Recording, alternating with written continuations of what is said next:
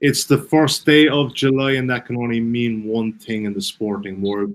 All eyes turn to SW19, Wimbledon 2019, and joining me is a man who's heading to court one this morning, Mr. Nigel Seely. Nige, there's nothing like Wimbledon. No, I grew up in Wimbledon born and bred. Every kid from my school couldn't afford a tennis racket, but then they all come out and started playing tennis to this fortnight. You go past every park, up and down the country, everyone wants to play tennis. And this is the time of year where usually I absolutely hate being a tennis pundit because people who know nothing about tennis suddenly have an opinion and start telling me where I'm going wrong, which I never like. But I want to know where they are when the Kremlin Cup comes on, where they are when I do my money in Warsaw, where they are when I do my money in Charlestown. But at Wimbledon, everyone's got an opinion. My mum knows everything about tennis at Wimbledon. She'll tell me who's going to win it, who's not going to win it. But like I say, when I need the help on the indoor courts of Zagreb in November, they're not to be seen. Absolutely. Nothing like it. And yeah, it's even better when a non-World Cup year when it can take pretty much centre stage. Let's first of all have a look at the outrights this morning, Nigel. Let's have a look at the men's first of all. Novak Djokovic currently at 2.48. It's been a rock solid favourite anti-post-wise in the last couple of weeks and months. Roger Federer 4.4, Nadal at 8.0. Both those guys on the same side of the draw, of course. 27.0 is Stefanos Tsitsipas. Seen a small bit of money here at Matchbook 27.0, and 39.0 is Azarenka. I always get that one wrong. 40-1 bar. Nige, obviously with Djokovic, no surprise here, 2.48 that he's the favourite. I mean, just doesn't seem to be looking at the draw. There doesn't seem to be many hurdles before he even gets to the semi-finals. Well, I mean, you've got a quarter-final against Tsitsipas, possibly. I mean, that's a very difficult task. In the last 16, he plays the Canadian guy that you can't pronounce and I can't pronounce either. So we're just calling him Felix for now. So, I mean, that's a tough route. I actually looked at the odds for Betting Emporium and worked out what I thought he would be individually from the last 16 all the way through to the final. So if the draw was expected how we think it would line up, and I made him just a little bit bigger than 7-4 to win those games. So on the outright prices, he's probably no value. Now, we've got to hope that, if you're backing him outright, there is a possibility that one of those seeded opponents goes out, so his route lightens up. But I think at the prices, I think he's too short. I certainly believe he's the man to beat. Defending champion, and on his day, I think nobody can really beat him on grass, especially over 5 sets. But he does have off days, and just as a value play, I don't think he's any value at the prices. If you ask me who the likely winner of Wimbledon is this year, Novak Djokovic would certainly be the number one contender. But if you're taking 2.48, you're probably taking a smidge lower than what he should be. I'm making about a 2.7 chance, 2.75 chance to win it. That is the most difficult route. So I don't know. I mean, Tsitsipas in the quarterfinals is tough. Zverev in the semi-finals, if Zverev gets that far, which is a big if. And he always proves problems against him, beat him in London at the O2. Then in the final against Nadal or Federer, he will be a clear favourite. But it's not that an easy route. And I think the Tsitsipas quarterfinal is the key. Anyone further down that you might have a look at? I'm looking here even this morning. Obviously, he doesn't have probably great form in the grass, but Dominic Thiem at like 46.0. Worth a flyer, maybe? I think he could get beaten in the first round, Team. I think his record at Wimbledon is terrible. He's played Sam Querrey, who's got an awful. He's got an awful. Sam Querrey's very good at Wimbledon. The person I think in the bottom half, if you want to look a bit of value, is Marian Cilic, a Grand Slam winner, proven grass court player. I think if the temperatures soar up like we expect them to do later in the week again, that will help big servers. The ball will move a lot quicker, and I think that will help big servers. I think Nadal's vulnerable. To go from clay to grass is very difficult. He hasn't won this title since 2010. Nobody's won Wimbledon outside Djokovic, Nadal, Federer, and Murray since 2002. Leighton Hewitt. So that's how much they dominated this tournament. But I think at the prices, I think they're all three of them are artificially too low. Federer going into a second week, getting into a 5-set match, long match. I can't see him winning. I really can't. He got beat by Millman. He's got beat by Tsitsipas. He's had some real shock results, in the second week of Grand Slams. He breezed through the first week, but I think if you're looking for a decent run for your money, someone who could get, I think that quarter that Cilic is quite an easy quarter. You could be on a semi-finalist quite easy if Nadal goes out early. Nadal plays Kyrgios in the second round, which I think, again, if the weather conditions are high, that'll be a problem for him. So on the value point of view, my bet would be Cilic. Cilic currently there 46.0, and you make a good point. Like you said, if he gets to the semi-finals, you can always lay it back. Let's have a look at the ladies outright now, Nigel. And this is an opportunity for you to be very smug, because you recommended this girl at 25.0 a couple of weeks ago. Ashley Barkley, currently the outright favourite, in great form for 6.2. Carolina Pliskova 7.0. Serena 9.6. Angelique Kerber 12.0. 22.0. Naomi Osaka, slightly shorter than that. Spectral at 17.5. So, Nigel, be smug. Ashley Barty in terrific form. Yeah, incredible form. And you know, the reason why I liked her is because she's doing so well at the French Open, and clay isn't her surface. She is a grass court player. She's probably the best women's volleyer in the game. She's put a bit of an old style kind of grass court player. And so if anyone said to you what Grand Slam she would win, it was going to be Wimbledon. But now she's full of confidence. She's world number one, a Grand Slam winner. She heads into this tournament. At 25-1, she was tremendous value. I mean, and we were one step ahead of the game because the bookies were concentrating on the French Open, and we were looking ahead to Wimbledon. But now at 6-1, she's absolutely no value whatsoever. And she's in the tough quarter. I mean, that first quarter is virtually impossible. You've got Angelique Kerber in there. You've got Garbine Muguruza in there. You've got Serena Williams in there. And I think Serena Williams and Barty would be a fascinating game if they were to meet in the latter stages. But she's no value at the price. Again, possibly the value's gone, but if you were looking for an angle, the bottom half of the draw is much easier than the top half of the draw, much, much easier. And I think the third quarter is a very, very weak quarter, by far the weakest quarter in the women's draw. And I think you've got to look at Pliskova. I mean, she has a terrible, terrible, terrible Grand Slam record. She's got a really poor Wimbledon record. She's only got to the second week once in 7 visits. But her form this season has been tremendous. She's won titles on clay, she's won titles on hard court, and she won titles on grass, which is no mean feat in the women's game.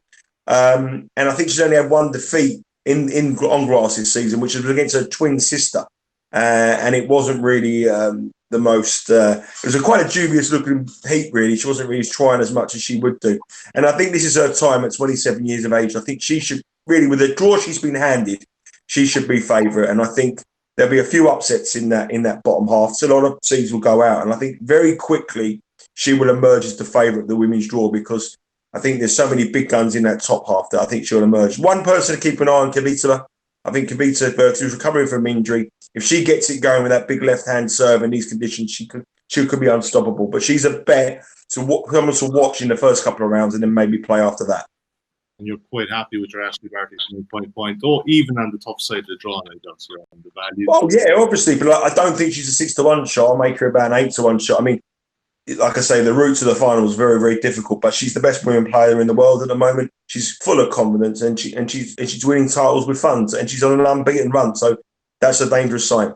Yeah, and let's have a look at this morning's matchups, because I know obviously we talk about this off air sometimes, that you really like the first round games and the second round games for a bit of value. First one I have a look at this morning is Alina Svitolina against Daria Gavrilova. Nigel, this one, I'm looking at the betting here, 1.36 Svitolina. She's a 4.5 game handicap favourite on the game handicap, and the total is 21. She's had so many knee issues recently, hasn't she? I mean, she's just won match in her last 6 tournaments. It's hard to be looking at her here at 1.36, surely, Nigel. And she's terrible on grass. I mean, she's a clay court player. She's not very good on grass at all. She's been beaten in the first round of Wimbledon 3 times, including last year when she lost against Tatiana Maria, someone that no one would have expected to see. She's a former world number 1. You've really got to have a long, hard look in yourself in the mirror if you're backing her at 1-4, 1-5. On the flip side of that, she's played Gavrilova 9 times. She's won 6 of them. She's won a lot of the most recent outings, but they've never met on grass. And the Australian is good player on grass. She got to the 3rd round of Wimbledon last year. This is a lot closer than that bet. I think if you're looking for a decent shock on round 1, Gavrilova at anywhere approaching 11-4 is a decent price for me, 3.75. I think it's a decent price. I would be all over the 4.5 games, all over that. I think in their 9 games they've played, Gavrilova's covered that 6 times. So even in some of her defeats, she's covered it 6 times. And now on a surface that Svitolina isn't comfortable, never been comfortable. Even when she was world number 1, she's never comfortable. She hasn't won on grass this year. She lost 7 of her last 9 matches. This could be a real shock, and I think heavy odds on for Svitolina is totally wrong. You know, she is the Seely player. If she gets off to a good start, she wins the first set. Obviously, Gavrilova's head will go, but this is well worth taking the 4.5 handicap. This is one bet I like to start off with a shock. You always get big shocks on day one, and this could be the one. Absolutely. It's very hard to be back in Svitolina. Like you said, she's injured and it's not her surface. Let's move on. Same time this morning, 11:05. Polona Hertzog against Victoria Kuzmova. Hertzog here 1.54, 2.67 is Kuzmova. Kuzmova getting a 3-game start on the handicap, and the total is 22. Hertzog seems to be improving on grass. Nigel, will it continue this morning? Yeah, Herzog is a player who's improving on all services. I think she had a good clay court campaign. She's always been on good glass and lane. And Kuzmova's arriving with absolutely no confidence whatsoever. She's lost her last 3 matches. She hasn't won on clay. Her career record on grass. Her career record on grass is absolutely awful. And the added bonus is Herzog actually played her last year on grass and beat her in straight sets. And now you can get, what are you at, 1.75? Well, Herzog's 1.54, very short this morning. But she's been back over. I mean, yesterday that price was 1.8. So there's been a big move on her. Now 1.55. If you can get 1.6, I'd back it. But at 1.55, she is the right price.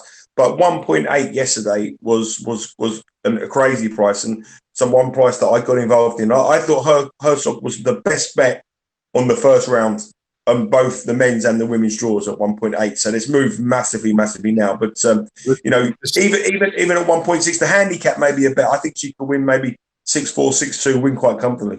Yeah, 3 games. The handicap you can back at about 1.9 at the moment. And the beauty, obviously, of the betting emporium is that you gave out this early, Nigel, and that's why it's 1.56 this morning. So your followers are on. Let's have a look at Naomi Osaka, first of all. She's playing this afternoon. I think it's around 4 o'clock start. Currently at 1.45, and you can back Pusanova just under 2-1 at 2.98. 3.5 game start for Pusanova on the handicap and 21 on the total. All the times from Osaka, she practiced with Madison Keys over the weekend, Nigel. And it just seems to be this kind of case of, you know, obviously the grass isn't her surface, but maybe she's a bit of a warrior in general, but her general tone is kind of negative about the grass here. Is she one to oppose today? This is another one that could be a potential shock. The one thing Osaka has, though, she has a great fighting ability. I mean, we saw at the French Open, she was training in the early rounds. It looked like she was going to go out. She did eventually go out quite early, but in the first round or second round, she was really back against the wall, and she fought back and won. So she's got that fighting spirit in her that she can never lay down. And she should be a good glass court player. Her game scurries around the court. She hits the ball hard. She's got a decent serve. She's powerful. She should be able to outpower a lot of players, but she hasn't been able to do it. Kuznetsova is a very good glass player. She's done well at Wimbledon previously. She's just seeded outside the top 32, just in sort of the high 40s at the moment. And the best thing about her is that they played Osaka twice, and she leads 2-0.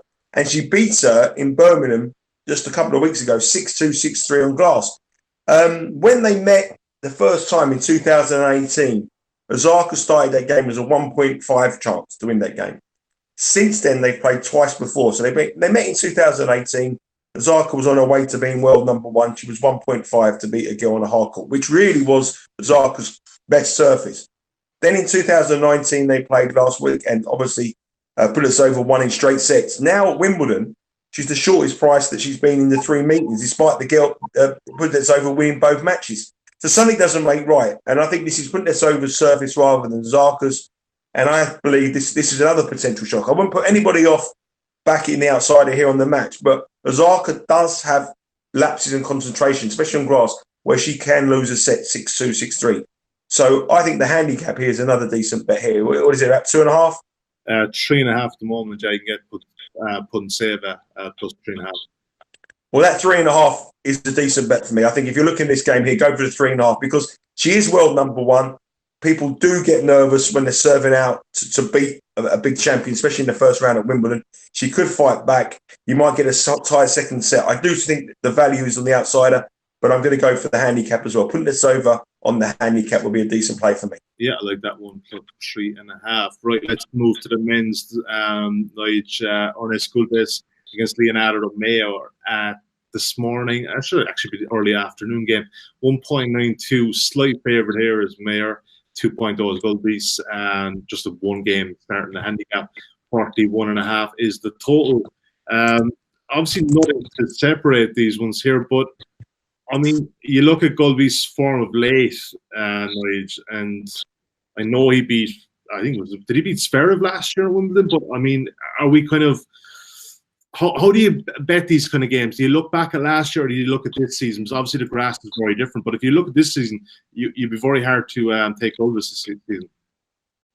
Yeah, I mean, I watched Gulbis play many years ago, and I saw him play at the French Open. I saw him play at Wimbledon, and I thought this guy was going to be a Grand Slam winner. He was that good. He was absolutely that good. He dropped outside the top 100, and he's a complete head case. He's a Fruit Loop, and that's his problem. But his parents are absolutely multi-millionaires.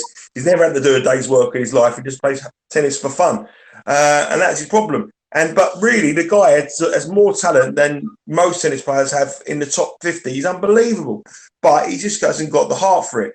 And his form, when he goes down, he just drops. He doesn't need the 10 grand ready. He doesn't need the money. So he's not really cared. But this Leonardo Mayer can play on grass a bit. Very unlike a lot of Argentinian players. He's very comfortable on the grass. I've seen him play at Wimbledon before. I've seen him play at some of the grass court warm-up games. He's comfortable. And I fancy him to win this game. I made him a sort of a 4-5, 4-6 shot to win this match with Gulbis around about 11-10. But I think if you get anything around about even money, I think people are looking at the origin, where they're from, and also looking about the sort of Gulbis' history. But when Gulbis goes on a losing run, he is a player to oppose. He could lose 15 games on the trot. But when he goes on a winning run and fancies it, he can beat anybody if he puts his mind to it. And it looks as though he's heading for a losing run, coming in drastic form. And I think Mayer will frustrate him because he'll get every ball back. He'll scurry across the court. He'll be a typical workman-like sort of hustle and bustle Argentinian performance on grass. And I think he'll beat him. I think Mayer here is a decent bet to win this game. I love the angle of the mint-rich parents too much. Love that one. Move on to...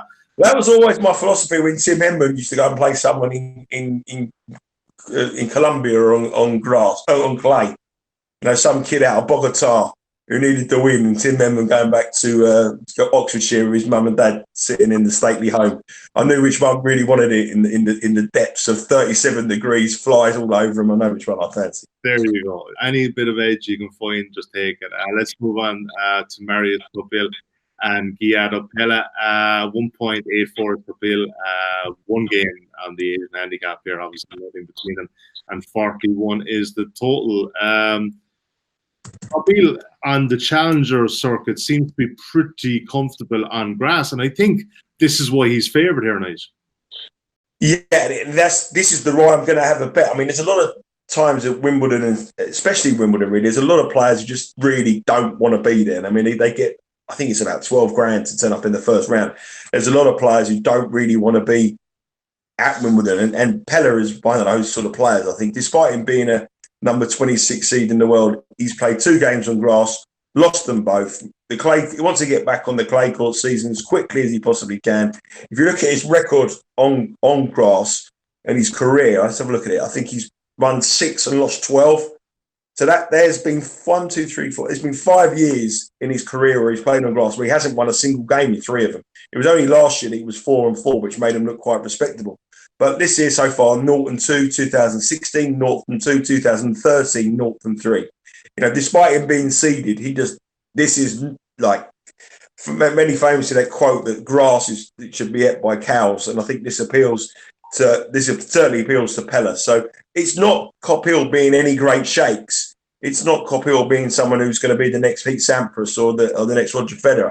It's the fact that Pella just wants to be back, slugging it out in South America as quickly as he can. He wants to be get on that plane and bat at Heathrow as quickly as possible. And I think Topil, for that reason, is a bet on this game. Well, yeah, you're right. I mean, you just got to judge it by the match. As much as you want to back a player, it's also about opposing a guy. And Coppell might not win another game after this. Well, I mean, there's probably. I mean, that's the one thing I do when I'm looking at it for the betting employer in the first round. The first thing I do is go through the whole draw and look at the players that just do not want to be there, and players that do not want to be playing on grass. Then you can make a case, but then you look at who their opponent is, and then you look at the price. Now, you might see it. Some tips I'll give will be a player who's ranked 110 and a player who's ranked 35, and I want to be with a guy ranked 110. And the reason why is because this is that time of the season where the 110 player gets their ranking points and wants to play, whereas the guys want to be playing on clay. And that's really my first thing I do. And I think Pella here is certainly one player. I mean, he's ranked 26 in the world. Coppell's 88, but we're 1.8. Many years, I'm going back to 10 years ago, a game like this, you'd probably get 6-4 Coppell. This is where the bookies and punters are so much more intelligent now. They don't just look at world rankings. You know, there's so much knowledge out there. And that's where I made all my money and made my money for the companies I work for by these kind of games and just standing the one who I knew couldn't win, who's the big ranking. Now, you've got to take a lot shorter, but I still think 1.8 represents value. Absolutely. Let's look at the final men's game that we're going to take a look at today. RCB, Rebecca Carvalho-Bena against Miramir Kecmanovic. I always get that one wrong as well. 1.68 is Kecmanovic. 2.5 game start RCB is getting here, and 38.5 is the total. Nigel, I'll be honest, don't know much about either, but you're going to give me a winning bet here. I will give you a winning bet. Are you on to back Kecmanovic? I mean, he has really he's come out of nowhere. He did well at the French Open. He come through. He's 20 years of age. He's a big serving lad, and he showed at Antalya in the grass court tournament just last week that he can play on grass. He reached the final. Actually, he got beat by Zonigo in the final, which was a shock. But he come through 5 rounds in the first round, and he's playing a guy here who Carvalho-Bena is an out-and-out clay courter. I mean, he is the most, stay at the back of the court, won't come to the net, hits the ball hard, and really, I just can't see anything other than a victory here. Again, on the reasoning I told you before, because you've got someone who can play on grass, has proven it, got to a final in a warm-up event against someone who's 2-3 this season, but really isn't his surface. So although we don't really know much, most people won't know much about the two players. From what I've seen, very little I've seen of Kecmanovic, he will be able to cope with the conditions a lot better than what I've seen from Carvalho-Bena. So I'm going to go for Kecmanovic here to win this. Nothing much between them in the world rankings, just 7 places higher. But the Serbian, I think, will show today that he's got his better over the Spaniard, and I fancy him 1.66? Yeah, 1.68 currently. Yeah, I think 1.68 is a decent price. Might get to 1.7. There's a small bit of margin there. Well, Nigel, we'll get you out of here this because I know you want to head up to FW19. Best bet of those 6 games today. If you only had one bet, I know you'll have more, but if you only had one bet, which one would it be? Well, it would have been Herkel at the price, the pre-price. Now I probably wouldn't make it my strongest bet. I think if I was looking for one bet today, I would oppose Svitolina, and I would go with the +4.5 in that game. So I think that would be my Gavrilova +4.5 against Svitolina would probably be my best bet of the day. But I like them all. I mean, I do like them all. And the beauty of Wimbledon, if you have one game at 11, you can have a bet, and all of a sudden the other one comes and you got your money in your matchbook account, then you can bet the other one at 1, and you can bet the other one at 3. So, determine how the game goes on. You can have a bit of interest in everything. So, I would probably go for Gavrilova +4.5 at the prices now. 1.8 currently here at Matchbook +4.5 in Gavrilova. Now, it's been a pleasure as always. I'll chat to you later in the week. Enjoy the tennis today. And if you are having a bet on Wimbledon and you haven't got a Matchbook code, you can sign up today for a £10 risk-free bet on any of those selections or any of your own selections. Enjoy it.